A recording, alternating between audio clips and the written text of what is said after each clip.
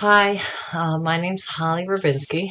Um, my first field placement was at Brandywine Counseling, which is a drug treatment prevention community program.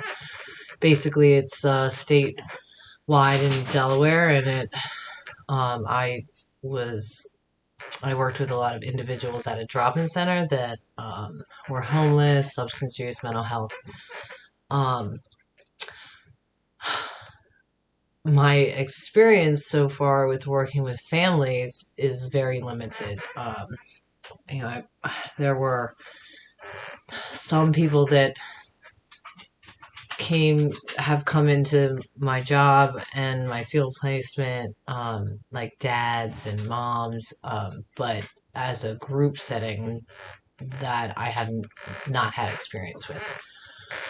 Um, the basic structure of my family would be mom and dad. They're still together. They've been together for 50 years. I had a sister. She passed away 2 years ago. Um, she did not have any children. Um, I had lots of cousins, and on my mom's side, like a huge family of aunts and uncles and cousins, and um, we were close then. I guess I believed in a two-parent household and have learned that that doesn't necessarily have to be true for it to be a family, and that a like not to stay in an unhealthy, marriage or relationship just because you have children or anything like that.